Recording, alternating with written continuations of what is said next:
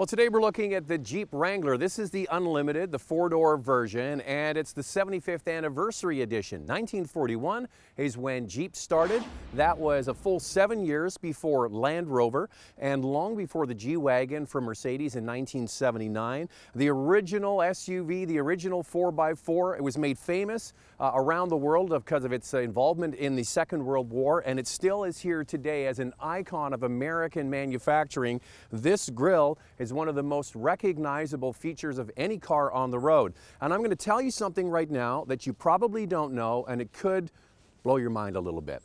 All right, Canadian Black Book, they do their retained value awards every year. So in February this year, they released the vehicle that has the highest resale value after 4 years. So not a 2-year-old, 3-year-old car, after 4 years.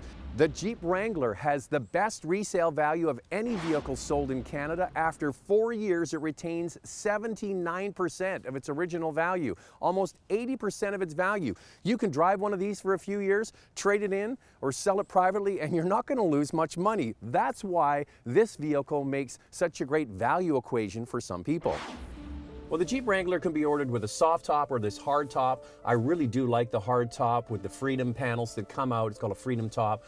You know why? Because in Canada it gets cold, and if you've ever driven in a Jeep with the soft top in the winter, it's a drafty and cold place to be, and the heater can struggle, so this makes so much sense for Canada.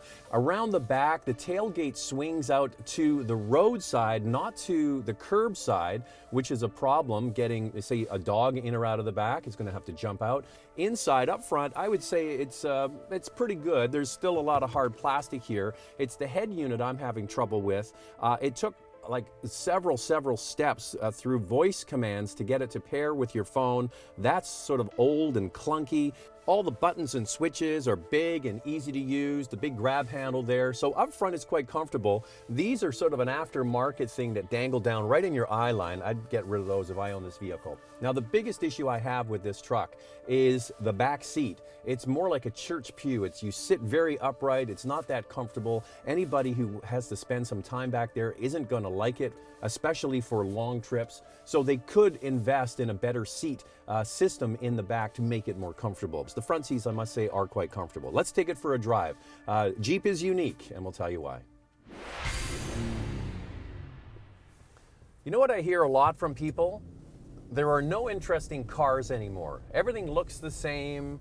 Cars are boring. Well, here's a vehicle that you can drive that looks really like nothing else, and it has an old school vibe to it that is refreshing.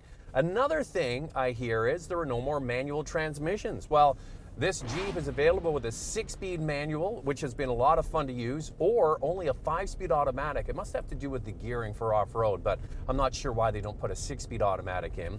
And yes, the throws are kind of long and it can be a little noisy. The transmission actually makes noise when you shift gears.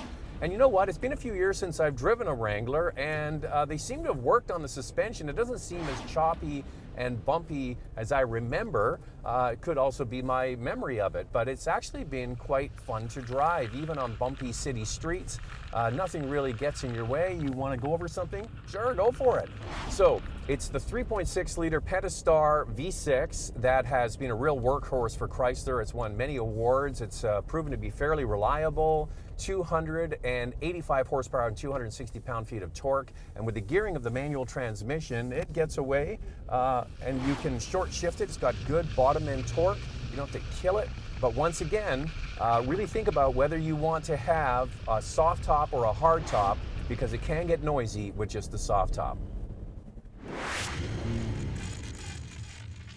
So the prices of the Jeep have crept up over the years. They start at now $27,000 for a 2-door model, fully kitted out. The one we have here starts at $39,000 plus options. This one hitting the ground at $50,000. So that's a lot of money, but keep in mind, it has the highest resale value of any vehicle sold in Canada. I totally understand why people love the Jeep and why it's been successful for 75 years.